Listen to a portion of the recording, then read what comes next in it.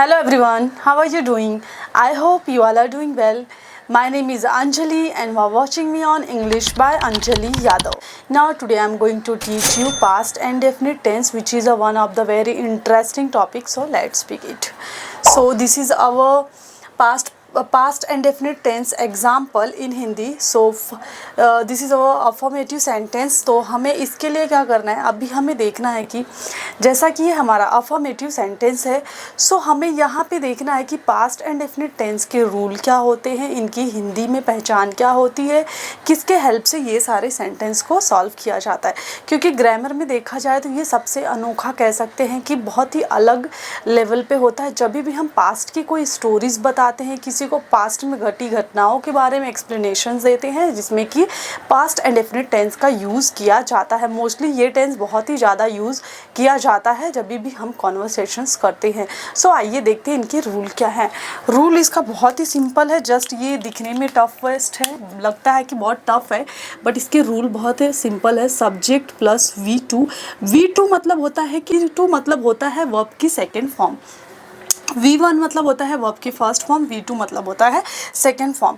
ये हमारा ग्रामर में एकमात्र ऐसा कह सकते हैं कि टेंस का टाइप है जिसमें कि क्या लगता है V2 का यूज़ किया जाता है. V2 जो हमारा V2 है वो सिर्फ पास्ट एंड डेफिनेट टेंस में ही यूज़ किया जाता है, उसके अलावा कोई और टेंस में V2 का यूज़ नहीं किया जाता है.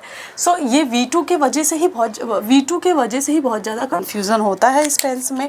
अभी ये तो हमारे थे, इसको कह सकते ये हमारा रूल है. इस रूल के बिहाफ पे हम सेंटेंस को सॉल्व करेंगे. अब इनकी हिंदी में पहचान क्या है, अगर मैं कहूँ कि इसकी हिंदी में पहचान क्या है, तो मैं अगर जैसा कहा मैंने लिया, दिया, गया, ली, दी, की, कह सकते हैं इत्यादि, आदि कह सकते हैं इत्यादि. ये सारे हमारे क्या हैं, ये हिंदी के आइडेंटिफिकेशन है. हिंदी में मतलब अभी ये हिंदी के आइडेंटिफिकेशन कैसे हैं, इनके क्वेश्चन आप देखेंगे तो आपको समझ में आएगा. जैसा मैंने कहा, फर्स्ट अफर्मेटिव सेंटेंस है हमारा जिसमें नॉट से रिलेटेड कोई भी चीज़ नहीं होती है, पॉजिटिव ही ये चीज़ बोली जाती है. वह घूमने गया, तो जो हमारा गया है इट मीन समझ में आ रहा है ये हिंदी आइडेंटिफिकेशन में गया. उसने एक पत्र लिखा, उसने क्या किया, एक लेटर लिखा एंड उसने गलती की, लोगों ने हमसे बात की. तो आप देख रहे हैं इसके आइडेंटिफिकेशन में है, हूँ, ऐसा कुछ भी नहीं होता है. सो हिंदी की आइडेंटिफिकेशन ज़रूरी क्यों है, क्योंकि हिंदी में जब भी हम सेंटेंसेस बोलते हैं अगर उसकी आइडेंटिफिकेशन आपको पता है तब भी जाके आप क्या कर सकते हैं कि सेंटेंस को सॉल्व कर सकते हैं. सो ये हमारा रूल है, इस रूल के अकॉर्डिंग इसे सॉल्व किया जाएगा. अब एक चीज़ और कहना चाहूँगी कि हमें आप यहाँ पे V2 की ज़रूरत है. आपको वर्ब की फर्स्ट सेकेंड थर्ड फॉर्म पता ही होनी चाहिए. फोर्थ एंड फिफ्थ, जैसा फोर्थ फॉर्म ING के साथ यूज़ होती है, मतलब अगर आपको फर्स्ट फॉर्म पता है तो फोर्थ फॉर्म में जस्ट ING लगाइए, वो हमारे हो जाएंगे फोर्थ फॉर्म. और ES और ES से रिलेटेड हमारा क्या हो सकता है, क्या होता है, कहें कि फिफ्थ फॉर्म होती है वर्ब की. सो हमें यहाँ पे वर्ब की जस्ट सेकेंड फॉर्म पता होनी चाहिए. अगर मैं कहती हूँ वह घूमने गया, अब हम क्या करते हैं, ये सेंटेंस को सॉल्व करते हैं जिससे आपको हेल्प मिलेगी कि कैसे सेंटेंसेस को बोला जाता है. वह घूमने गया, वह की इंग्लिश क्या होती है, ही. ठीक है, गया कहाँ, जाने की इंग्लिश क्या होती है, अगर मैं कहूँ तो गया मतलब जाने की इंग्लिश होती है गो. एंड इसकी सेकंड फॉर्म मैं कहूँ तो होती है वेंट. एंड इसकी थर्ड फॉर्म क्या होती है, इसकी थर्ड फॉर्म होती है गॉन. तो ये मेरा क्या है, ये मेरा V1 है मतलब वर्ब की फर्स्ट फॉर्म है, ये मेरा V2 है वर्ब की सेकंड फॉर्म है, और ये मेरा V3 है, ये वर्ब की थर्ड फॉर्म है, गो, वेंट, गॉन. और इससे रिलेटेड अगर मैं आगे कहूँ तो गोइंग एंड गोज, ये होती है हमारी fifth form, fourth and fifth form. So यहाँ पे सेकेंड फॉर्म की ज़रूरत है. तो जाने की इंग्लिश यहाँ पे क्या हो, जाना मतलब वेंट. यहाँ से देखिए ये फॉर्म हम लेंगे वेंट, तो ही वेंट कहाँ के लिए गया है, फॉर अ वॉक, घूमने के लिए गया है. कहाँ गया है, वह घूमने के लिए गया है. नेक्स्ट वन हमारा क्या है, उसने एक पत्र लिखा. मैंने क्या कहा, उन्होंने एक पत्र लिखा या उसने एक पत्र लिखा. तो उसने या तो ही या शी में शी.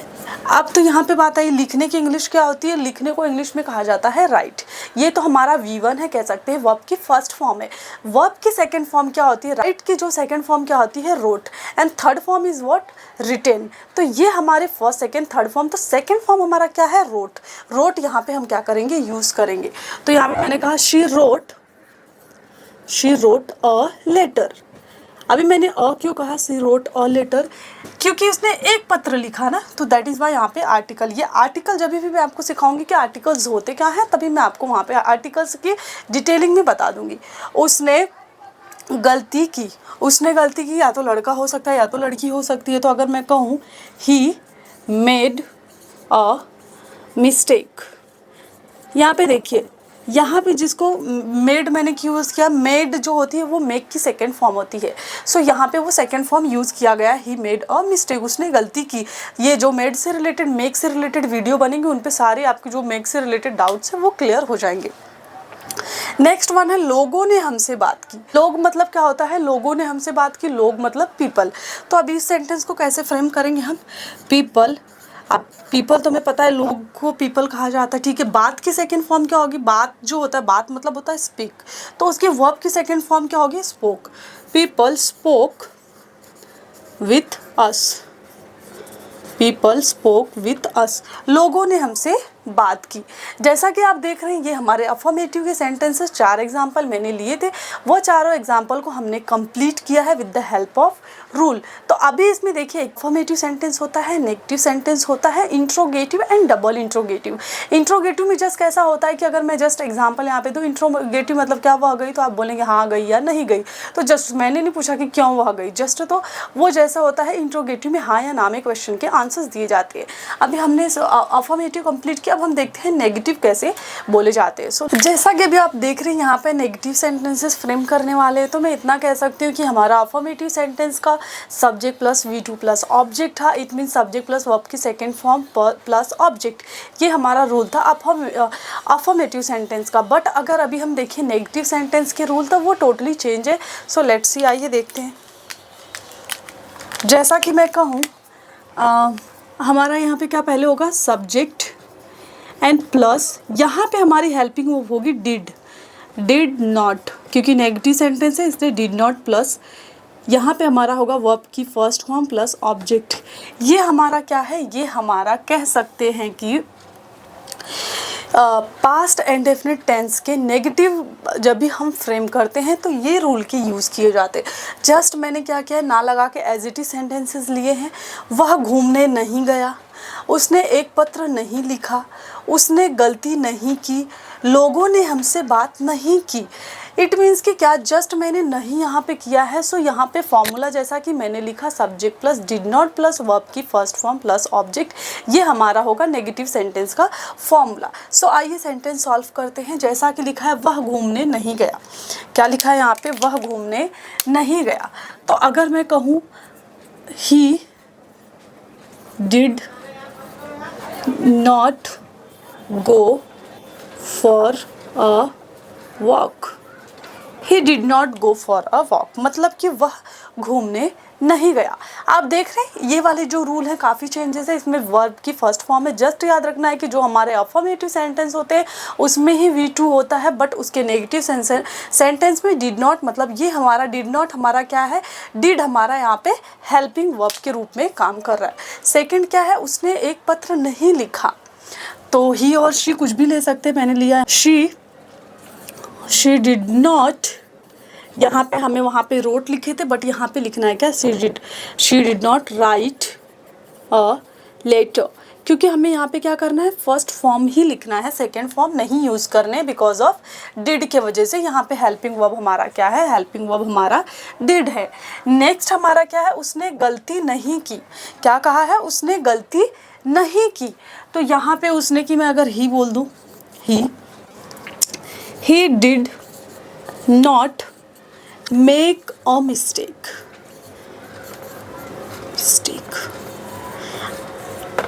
अभी आप मुझे कहेंगे मैम यहाँ पे मेक, तो मैंने जैसा कि आपको बताया कि मेक हमारी क्या है, वर्ब की फर्स्ट फॉर्म है, उसकी सेकंड फॉर्म मेड थी, तो वहाँ पे जस्ट अफर्मेटिव में मेड का यूज़ किया गया था। बट हेल्पिंग वर्ब डिड होने की वजह से यहाँ पे V1 लिया जा रहा है, क्योंकि यहाँ पे हेल्पिंग वर्ब है।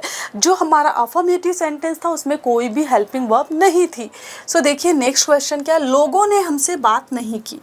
सो क्या बोलेंगे हम, people did not speak with us, people did not speak with us, मतलब कि लोगों ने हमसे बात नहीं की। First of all I want to tell you one thing, if you know the rule you can make the sentences, if you don't know the rule you can't make the sentences, if you know the rule you can speak English fluently with front of any of them. So rule is very important. Let's see now, this is we have completed our negative sentences. Now we are going to make interrogative sentences. So अब हम देखने वाले हैं कि interrogative sentence कैसे frame होते हैं। अगर interrogative sentence की मैं यहाँ पे रूल की बात करूँ तो इसके रूल होते हैं, पहले यहाँ पे हम क्या करेंगे, सब्जेक्ट की जगह पे डिड लेंगे, did plus subject plus V1 plus object, ये हमारा क्या है, दिस इज़ आवर रूल। ये हमारा इंट्रोगेटिव सेंटेंस फ्रेम करने का रूल है। इट मीन्स कि जस्ट मैंने कहा क्या वह गई, तो क्या को मैंने जस्ट आगे लाया तो वहाँ पे हमारी हेल्पिंग वर्ब डिड लगेगी। क्या के जगह पे हमारा हेल्पिंग वर्ब क्या लगेगा, क्या के जगह पे हमारा हेल्पिंग वर्ब डिड का यूज़ किया जाएगा। अगर जैसा मैं कहूँ, क्वेश्चन देखेंगे यहाँ पे, फर्स्ट वन, क्या माया घूमने गई, क्या उसने बुक खरीदी, क्या हमने गलती की, क्या उसने खाना खाया। तो देख रहे हैं आप, पहले हेल्पिंग वर्ब एंड देन यहाँ पे subject, then V1 and then हमारा ऑब्जेक्ट। इसी के रूल के बिहाफ पे हम क्या करेंगे, सेंटेंस को सॉल्व करेंगे। क्या माया घूमने गई, सो पहले हमें क्या लेना है, यहाँ पे डिड, यहाँ पे कुछ भी नहीं देखना है कि ये सब्जेक्ट है तो ये हेल्पिंग वर्ब, वो सब्जेक्ट है तो वो हेल्पिंग वर्ब। ये वाले में एक फ्रीडम है कि आप हेल्पिंग वर्ब सेम ही रहता है किसी भी सब्जेक्ट के साथ। तो अगर मैं यहाँ पे हूँ, सो मैं इस सेंटेंस को कैसे फ्रेम करूँगी, डिड के जस्ट बाद सब्जेक्ट मेरा क्या है, Maya. Did Maya go for a walk, it means यहाँ पे क्या समझ में आ रहा है, did Maya go for a walk. ये जो गो है मेरा V1 है। आप देख रहे होंगे डिड हमारा as a helping verb use हुआ है, माया हमारा एज अ सब्जेक्ट यहाँ पे यूज किया गया, एंड V1 हमारा क्या है, गो है, and for a walk this is our object. तो ऑब्जेक्ट की मदद ली गई है, इसीलिए कहा जाता है कि रूल हमारे बहुत ही इंपॉर्टेंट होते हैं। नेक्स्ट क्वेश्चन हमारा है, क्या उसने बुक खरीदी। तो यहाँ पे हमने क्या बोला, क्या उसने बुक खरीदी। सो ऐसे कैसे इसे लिखेंगे, डिड शी अ बुक। हमने गलती की, क्या हमने गलती की, तो क्या के लिए हम एज इट इज़ हमें डिड ही यूज़ करना है। तो यहाँ पे मैंने कहा did we make a mistake, did I make a mistake, क्या हमने गलती की। यहाँ पे मैंने क्या कहा है, did we make a mistake, क्या हमने गलती की। नेक्स्ट हमारा क्वेश्चन क्या है, क्या उसने खाना खाया, क्या उसने खाना खाया। डिड शी या ही कुछ भी ले सकते हैं आप, जो भी रहेगा उस टाइम पे। डिड शी ईट फूड, क्या कहा, did she eat the food. यहाँ पे आप कह सकते हैं did she eat the food, क्या तो क्या कहा, क्या उसने खाना खाया, did she eat the food. तो ये हमारा क्या है, ये हमारा इंट्रोगेटिव सेंटेंस था। जस्ट अगर मैं कहूँ क्या उसने खाना नहीं खाया, तो मैं क्या कहूँगी, did she not eat food, तो क्या वह वहाँ नहीं गई, did she not go there. क्या उसने खाना नहीं खाया, did she not eat the food. तो ऐसे ही सेंटेंस इसके नेगेटिव में बनते हैं। अब हम देखेंगे कि डबल इंट्रोगेटिव। अब यहाँ पे जैसा कि मैंने आपको कहा था, डबल इंट्रोगेटिव सेंटेंस मतलब क्या होता है कि उसमें क्वेश्चन पूछा जाता है, कब वहाँ गई, कैसे वहाँ गई, क्यों वहाँ गई। मतलब जैसे होता है WH मतलब ही होता है what, how, where, what. It means कि ये जस्ट हमारे WH टाइप होते हैं कि कब वहाँ गई, कैसे वहाँ गई, क्यों वहाँ गई। सो क्वेश्चन रिलेटेड हमें होता है, कह सकते हैं कि रीज़न के साथ बताना पड़ता है कि क्यों गई, कब गई। तो ऐसी चीज़ों को हम WH टाइप के क्वेश्चन कहते हैं। सो रूल में जस्ट लिटिल बिट चेंजेस है। यहाँ पे did plus subject plus V1 plus object है।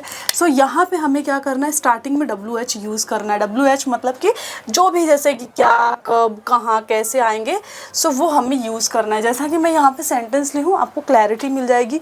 कब वह घूमने गई, हाँ, कब ये हमारा क्या है, दिस इज हमारा अपना कब मतलब होता है, ये हमारा WH है। कब उसने गलती की, तो ये हम क्वेश्चन पूछ रहे। कहाँ वह गया, कहाँ हमारा WH है। क्या उसने खाना खाया, यहाँ पे क्या हमारा जो है वो हमारा एज अ WH परफॉर्म कर रहा है। सो हम लोग हेल्प ऑफ ये रूल हम क्या करेंगे, ये सारे सेंटेंस को सॉल्व करेंगे। सो आइए सॉल्व करते हैं। कब वह घूमने गई, कब मतलब होता है व्हेन। तो व्हेन के बाद जस्ट हमें क्या करना है, व्हेन के बाद जस्ट हमें हेल्पिंग वर्ब लेना है। व्हेन डिड शी, गई यहाँ पे बोला है when did she go for a walk, कब वह घूमने गई। तो कब के लिए व्हेन यूज़ किया, इट मीन्स कि when did she go for a walk. अगर आपने कहा when did she go for a walk, it means कि कब वह घूमने गई। सो ये helping verb as it is लिया जाएगा। कब उसने गलती की, when did she make a mistake, कब उसने गलती की, when she make a mistake. When did she make a mistake, कब उसने गलती की। नेक्स्ट हमारा है कहाँ वह गया। कहाँ की इंग्लिश होती है where. Where did he go, where did he go, कहाँ वह गया। नेक्स्ट है क्या उसने खाना खाया, what did he eat the food, what did he eat the food, what did he eat the food मतलब होता है क्या उसने खाना खाया। ये सारे सेंटेंस हमारे थे डबल इंट्रोगेटिव। ऐसे ही कह सकते हैं कब वह घूमने नहीं गई अगर आपको कहना हो तो when did she not go for a walk। ऐसे ऐसे सेंटेंसेस आप फ्रेम कर सकते हैं। वो एज अ जैसे आप पॉजिटिव सेंटेंस फ्रेम करते हैं एज इट इज़ उसमें नहीं लगा के नेगेटिव सेंटेंसेस को फ्रेम किया जाता है। रूल में जस्ट नॉट के चेंजेस होते हैं और कोई भी चेंजेस नहीं होता। आई होप आपको वीडियो पसंद आई होगी। हमने अपने पास्ट एंड अपने टेंस के अंदर के 4 जो टाइप्स होते हैं affirmative, negative, interrogative and double interrogative, सारे क्वेश्चंस को with the help of rule हमने सॉल्व किया है। आई होप आपको समझ में आया होगा। सो it's all for today, so thank you so much for watching this video. Till then, bye bye and take care.